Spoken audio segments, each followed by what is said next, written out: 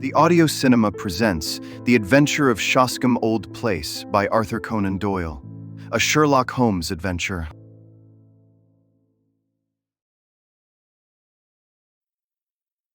Sherlock Holmes had been bending for a long time over a low-power microscope. Now he straightened himself up and looked round at me in triumph. It is glue, Watson. Unquestionably, it is glue. Have a look at these scattered objects in the field. I stooped to the eyepiece and focused for my vision. Those hairs are threads from a tweed coat. The irregular gray masses are dust. There are epithelial scales on the left. Those brown blobs in the center are undoubtedly glue. Well, I am prepared to take your word for it. Does anything depend upon it? It is a very fine demonstration. In the St. Pancras case, you may remember that a cap was found beside the dead policeman. The accused man denies that it is his, but he is a picture frame maker who habitually handles glue. Is it one of your cases? No, my friend Merivale of the Yard asked me to look into the case. Since I ran down that coiner by the zinc and copper filings in the seam of his cuff, they have begun to realize the importance of the microscope. He looked impatiently at his watch. I had a new client calling, but he is overdue. By the way, Watson, you know something of racing? I ought to. I pay for it with about half my wound pension. Then I'll make you my handy guide to the turf. What about Sir Robert Norberton? Does the name recall anything? Well, I should say so. He lives at Shoscombe Old Place, and I know it well, for my summer quarters were down there once. Norberton nearly came within your province once. How was that? It was when he horsewhipped Sam Brewer, the well-known Curzon Street moneylender on Newmarket Heath. He nearly killed the man. Ah, he sounds interesting. Does he often indulge in that way? Well, he has the name of being a dangerous man.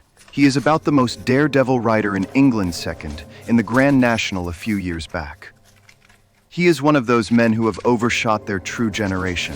He should have been a buck in the days of the Regency, a boxer, an athlete, a plunger on the turf, a lover of fair ladies, and by all account, so far down Queer Street that he may never find his way back again. Capital, Watson. A thumbnail sketch. I seem to know the man. Now, can you give me some idea of Shoscombe Old Place? Only that it is in the center of Shoscombe Park, and that the famous Shoscombe stud and training quarters are to be found there. And the head trainer is John Mason.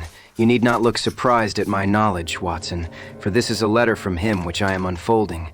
But let us have some more about Shoscombe. I seem to have struck a rich vein.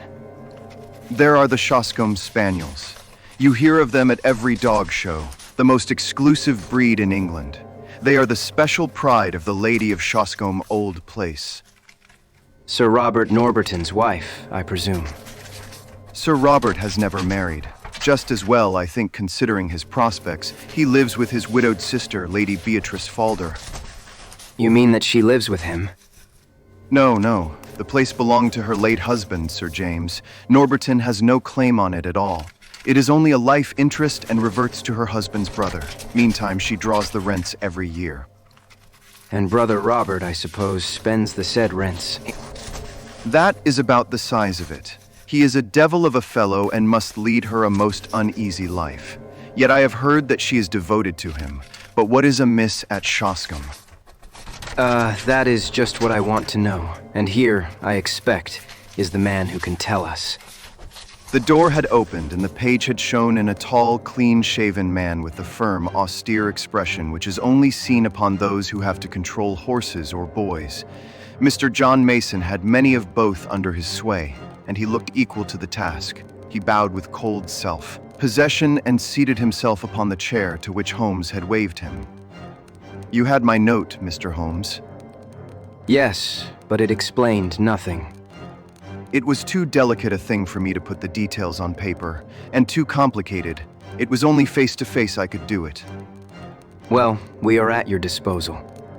First of all, Mr. Holmes, I think that my employer, Sir Robert, has gone mad. This is Baker Street, not Harley Street. But why do you say so? Well, sir, when a man does one queer thing or two queer things, there may be a meaning to it. But when everything he does is queer, then you begin to wonder. I believe Shoscombe Prince and the Derby have turned his brain. That is a colt you are running. The best in England, Mr. Holmes. I should know, if anyone does. Now, I'll be plain with you, for I know you are gentlemen of honor, and that it won't go beyond the room. Sir Robert has got to win this derby. He is up to the neck, and it is his last chance. Everything he could raise or borrow is on the horse, and at fine odds too. You can get 40s now, but it was nearer the 100 when he began to back him. But how is that, if the horse is so good? The public don't know how good he is. Sir Robert has been too clever for the touts. He has the prince's half-brother out for spins. You can't tell them apart, but there are 2 lengths and a furlong between them when it comes to a gallop. He thinks of nothing but the horse and the race. His whole life is on it. He is holding off the Jews till then. If the prince fails him, he is done. It seems a rather desperate gamble, but where does the madness come in? Well, first of all, you have only to look at him. I don't believe he sleeps at night. He is down at the stables at all hours. His eyes are wild. It has all been too much for his nerves. Then there is his conduct to Lady Beatrice. What is that? They have always been the best of friends. They had the same tastes, the 2 of them, and she loved the horses as much as he did. Every day at the same hour she would drive down to see them, and above all, she loved the prince. He would prick up his ears when he heard the wheels on the gravel, and he would trot out each morning to the carriage to get his lump of sugar. But that is all over now. Why? Well, she seems to have lost all interest in the horses. For a week now she has driven past the stables with never so much as good morning. You think there has been a quarrel? And a bitter, savage, spiteful quarrel at that. Why else would he give away her pet spaniel that she loved as if he were her child? He gave it a few days ago to Old Barnes, what keeps the Green Dragon, 3 miles off at Crendell. That certainly did seem strange. Of course, with her weak heart and dropsy, one couldn't expect that she could get about with him, but he spent 2 hours every evening in her room. He might well do what he could, for she has been a rare good friend to him. But that is all over too. He never goes near her. And she takes it to heart. She is brooding and sulky and drinking, Mr. Holmes drinking like a fish. Did she drink before this estrangement? Well, she took her glass, but now it is often a whole bottle of an evening. So Stevens, the butler, told me. It has all changed, Mr. Holmes, and there is something damned rotten about it. But then again, what is Master doing down at the old church crypt at night? And who is the man that meets him there? Holmes rubbed his hands. Go on, Mr. Mason. You get more and more interesting. It was the butler who saw him go. 12 o'clock at night and raining hard. So next night I was up at the house, and sure enough, Master was off again. Stevens and I went after him, but it was jumpy work, for it would have been a bad job if he had seen us. He is a terrible man with his fists if he gets started, and no respecter of persons. So we were shy of getting too near, but we marked him down all right. It was the haunted crypt that he was making for, and there was a man waiting for him there. What is this haunted crypt? Well, sir, there is an old ruined chapel in the park. It is so old that nobody could fix its date, and under it there is a crypt which has a bad name among us. It is a dark, damp, lonely place by day, but there are few in that county that would have the nerve to go near it at night. But Master's not afraid. He never feared anything in his life. But what is he doing there in the nighttime? Wait a bit. You say there is another man there. It must be one of your own stablemen, or someone from the house. Surely you have only to spot who it is and question him. It is no one I know. How can you say that? Because I have seen him, Mr. Holmes. It was on that second night. Sir Robert turned and passed us, me and Stevens quaking in the bushes like 2 bunny rabbits, for there was a bit of moon that night, but we could hear the other moving about behind. We were not afraid of him. So we up when Sir Robert was gone and pretended we were just having a walk like in the moonlight, and so we came right on him as casual and innocent as you please. "Hullo, mate, who may you be?" says I. I guess he had not heard us coming, so he looked over his shoulder with a face as if he had seen the devil coming out of hell. He let out a yell, and away he went as hard as he could lick it in the darkness. He could run. I'll give him that. In a minute he was out of sight and hearing, and who he was, or what he was, we never found. But you saw him clearly in the moonlight. Yes, I would swear to his yellow face, dog, I should say. What could he have in common with Sir Robert? Holmes sat for some time lost in thought. Who keeps Lady Beatrice Falder company? There is her maid, Carrie Evans. She has been with her this 5 years. And is, no doubt, devoted. Mr. Mason shuffled uncomfortably. She is devoted enough, but I won't say to whom. Ah, I can't tell tales out of school. I quite understand, Mr. Mason. Of course, the situation is clear enough. From Dr. Watson's description of Sir Robert, I can realize that no woman is safe from him. Don't you think the quarrel between brother and sister may lie there? Well, the scandal has been pretty clear for a long time. But she may not have seen it before. Let us suppose that she has suddenly found it out. She wants to get rid of the woman. Her brother will not permit it. The invalid, with her weak heart and inability to get about, has no means of enforcing her will. The hated maid is still tied to her. The lady refuses to speak, sulks, takes to drink. Sir Robert in his anger takes her pet spaniel away from her. Does not all this hang together? Well, it might do so far as it goes. Exactly. As far as it goes. How would all that bear upon the visits by night to the old crypt? We can't fit that into our plot. No, sir, and there is something more that I can't fit in. Why should Sir Robert want to dig up a dead body? Holmes sat up abruptly. We only found it out yesterday after I had written to you. Yesterday Sir Robert had gone to London, so Stevens and I went down to the crypt. It was all in order, sir, except that in one corner was a bit of a human body. You informed the police, I suppose. Our visitors smiled grimly. Well, sir, I think it would hardly interest them. It was just the head and a few bones of a mummy. It may have been 1,000 years old, but it wasn't there before, that I'll swear, and so will Stevens. It had been stowed away in a corner and covered over with a board, but that corner had always been empty before. What did you do with it? Well, we just left it there. That was wise. You say Sir Robert was away yesterday. Has he returned? We expect him back today. When did Sir Robert give away his sister's dog? It was just a week ago today.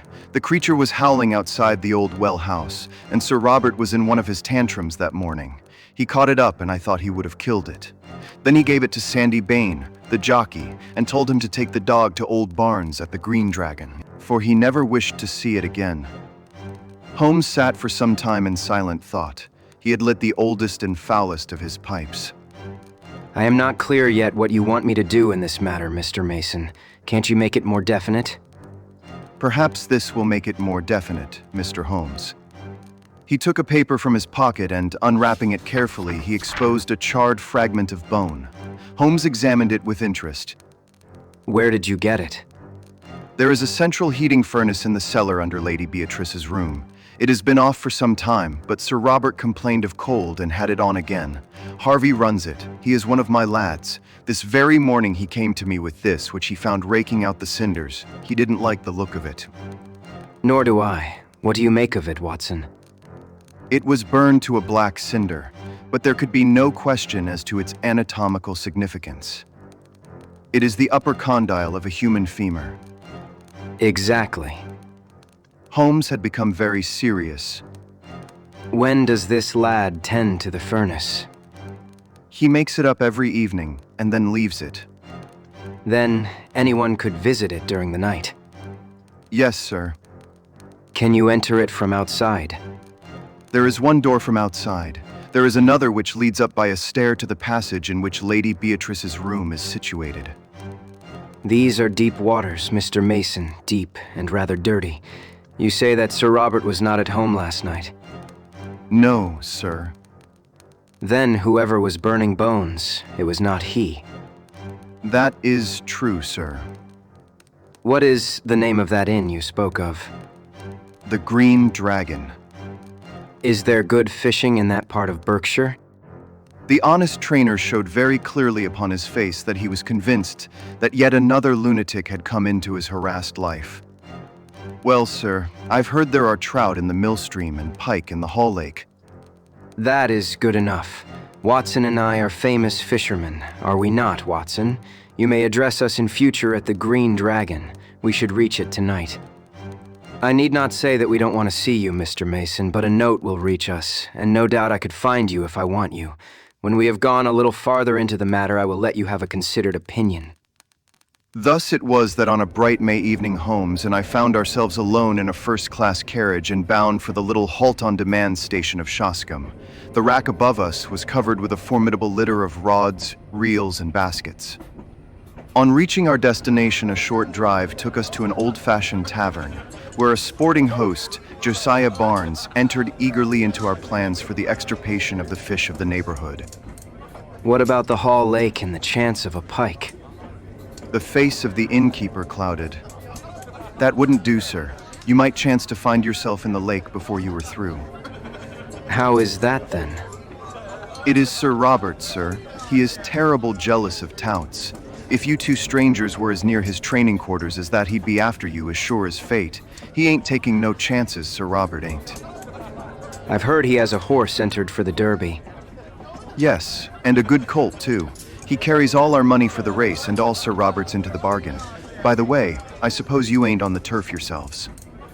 No, indeed. Just two weary Londoners who badly need some good Berkshire air. Well, you are in the right place for that. There is a deal of it lying about. But mind what I have told you about Sir Robert. He is the sort that strikes first and speaks afterwards. Keep clear of the park. Surely, Mr. Barnes, we certainly shall. By the way, that was a most beautiful spaniel that was whining in the hall. I should say it was. That was the real Shoscombe breed. There ain't a better in England. I am a dog fancier myself. Now, if it is a fair question, what would a prize dog like that cost? More than I could pay, sir. It was Sir Robert himself who gave me this one. That is why I have to keep it on a lead. It would be off to the hall in a jiffy if I gave it its head. We are getting some cards in our hand, Watson. It is not an easy one to play, but we may see our way in a day or two. By the way, Sir Robert is still in London, I hear. We might perhaps enter the sacred domain tonight without fear of bodily assault. There are one or two points on which I should like reassurance. Have you any theory, Holmes? Only this, Watson, that something happened a week or so ago which has cut deep into the life of the Shoscombe household. What is that something? We can only guess at it from its effects. They seem to be of a curiously mixed character, but that should surely help us. It is only the colorless, uneventful case which is hopeless. Let us consider our data. The brother no longer visits the beloved invalid sister. He gives away her favorite dog. Her dog, Watson. Does that suggest nothing to you? Nothing but the brother's spite. Well, it might be so. Or, well, there is an alternative. Now to continue our review of the situation from the time that the quarrel, if there is a quarrel, began. The lady keeps her room, alters her habits, is not seen save when she drives out with her maid, refuses to stop at the stables to greet her favorite horse, and apparently takes to drink. That covers the case, does it not? Save for the business in the crypt. That is another line of thought. There are two, and I beg you will not tangle them. Line A, which concerns Lady Beatrice, has a vaguely sinister flavor, has it not? I can make nothing of it. Well, now, let us take up line B, which concerns Sir Robert. He is mad keen upon winning the Derby. He is in the hands of the Jews and may at any moment be sold up and his racing stables seized by his creditors. He is a daring and desperate man. He derives his income from his sister. His sister's maid is his willing tool. So far, we seem to be on fairly safe ground, do we not? But the crypt... Ah, yes, the crypt. Let us suppose, Watson, it is merely a scandalous supposition, a hypothesis put forward for argument's sake, that Sir Robert has done away with his sister.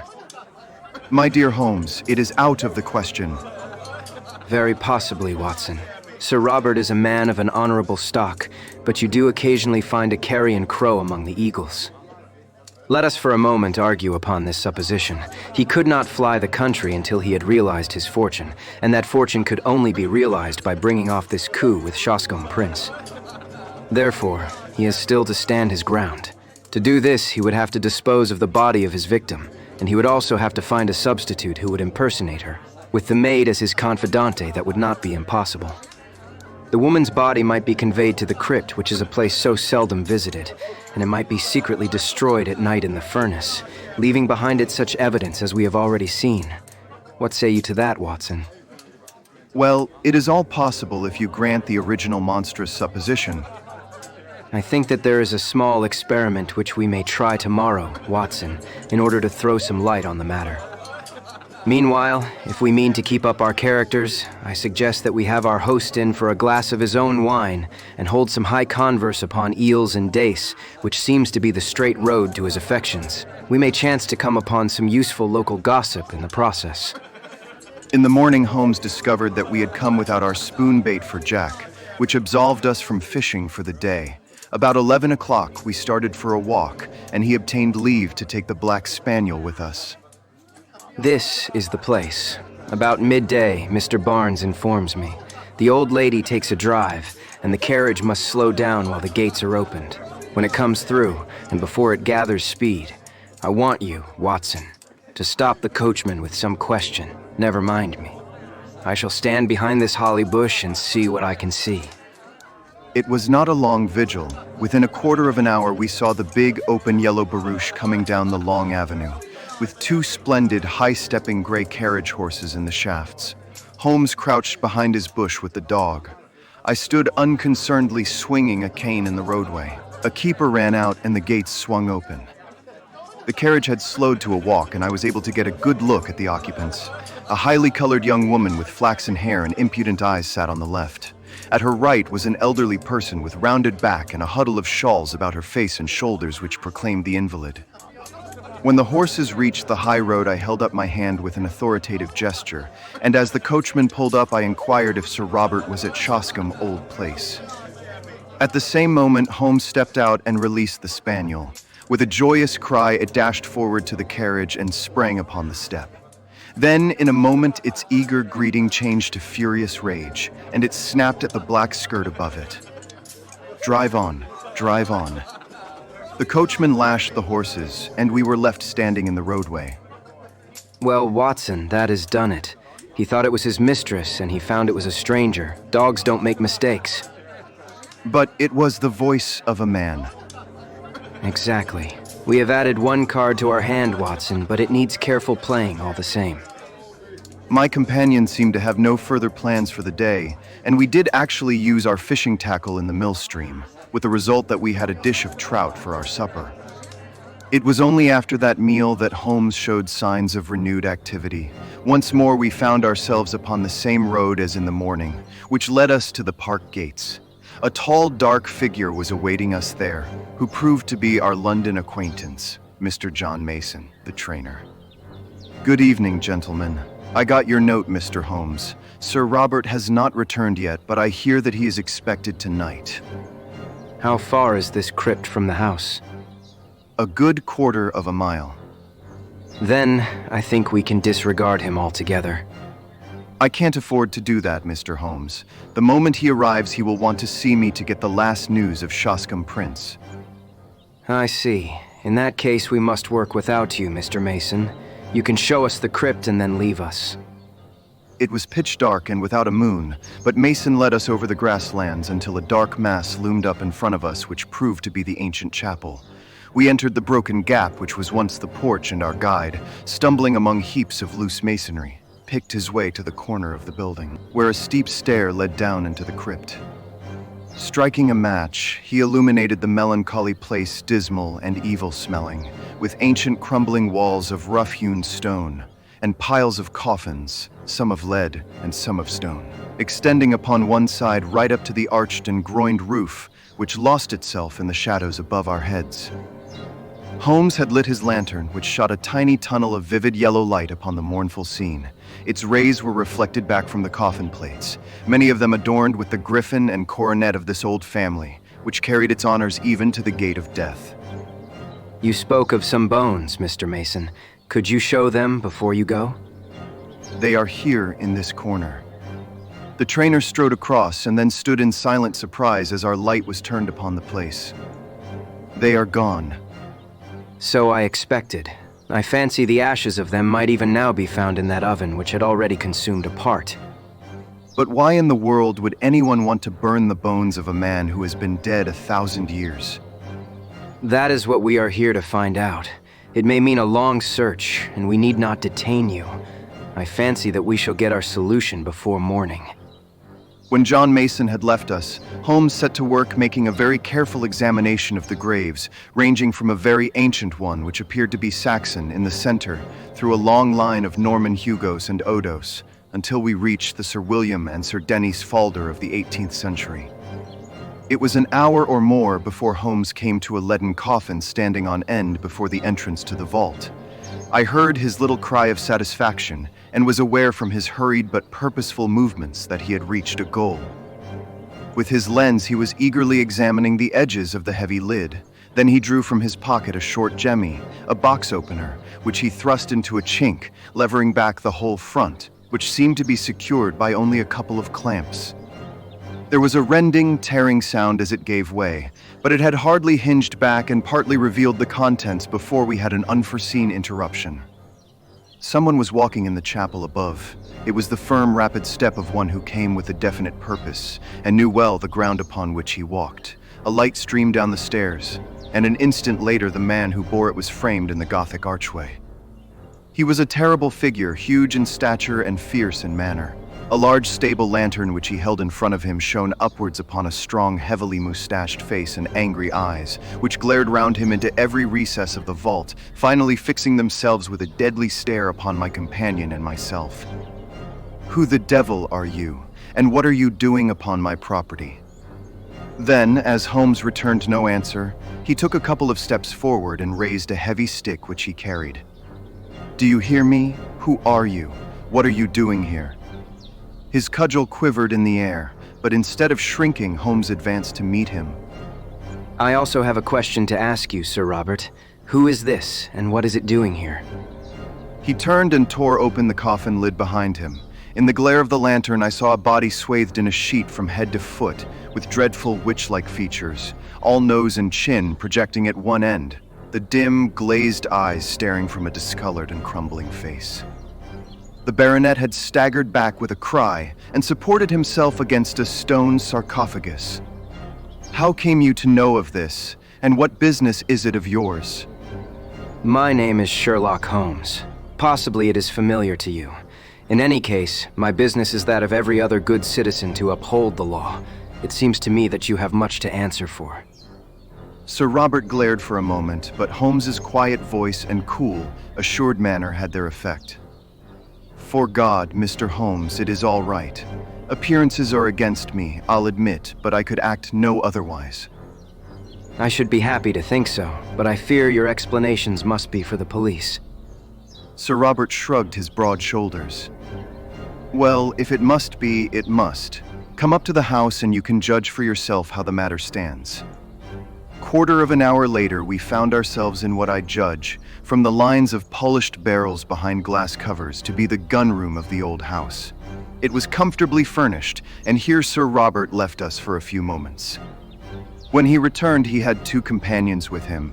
The one, the florid young woman whom we had seen in the carriage, the other, a small rat-faced man with a disagreeably furtive manner. These two wore an appearance of utter bewilderment, which showed that the baronet had not yet had time to explain to them the turn events had taken. There are Mr. and Mrs. Norlet. Mrs. Norlet, under her maiden name of Evans, has for some years been my sister's confidential maid. I have brought them here because I feel that my best course is to explain the true position to you, and they are the two people upon earth who can substantiate what I say. Is this necessary, Sir Robert? Have you thought what you are doing? As to me, I entirely disclaim all responsibility. Sir Robert gave him a glance of contempt. I will take all responsibility now. Mr. Holmes, listen to a plain statement of the facts. You have clearly gone pretty deeply into my affairs, or I should not have found you where I did. Therefore, you know already, in all probability, that I am running a dark horse for the Derby, and that everything depends upon my success. If I win, all is easy. If I lose, well, I dare not think of that. I understand the position.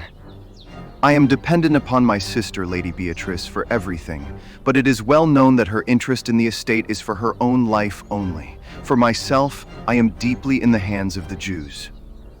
I have always known that if my sister were to die, my creditors would be onto my estate like a flock of vultures. Everything would be seized, my stables, my horses, everything. Well, Mr. Holmes, my sister did die just a week ago.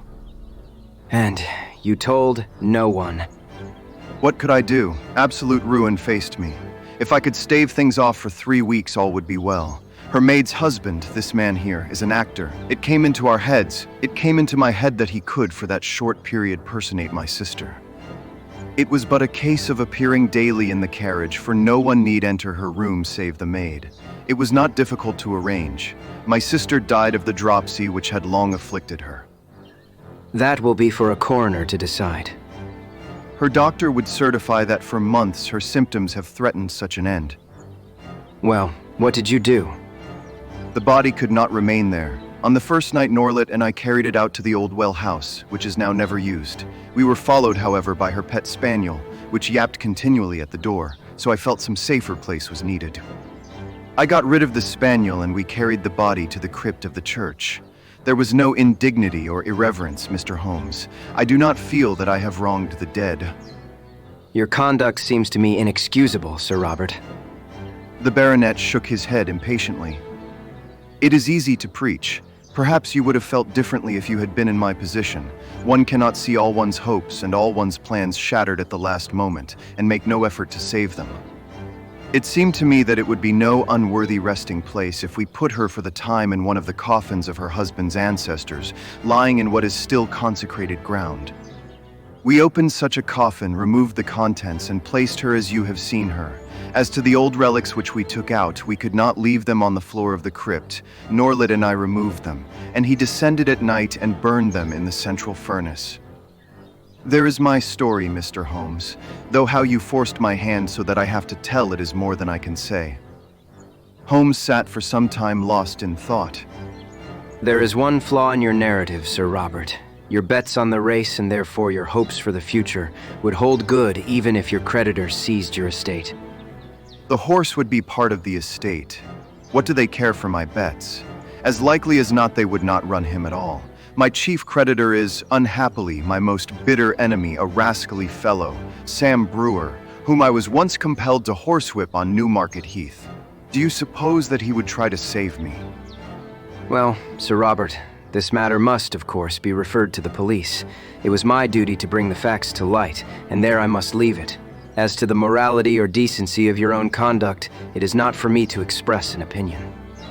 It is nearly midnight, Watson, and I think we may make our way back to our humble abode. It is generally known now that this singular episode ended upon a happier note than Sir Robert's actions deserved.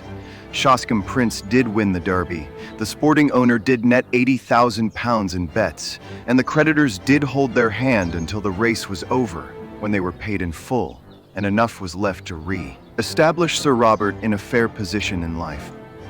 Both police and coroner took a lenient view of the transaction, and beyond a mild censure for the delay in registering the lady's decease, the lucky owner got away scatheless from this strange incident, in a career which has now outlived its shadows and promises to end in an honored old age.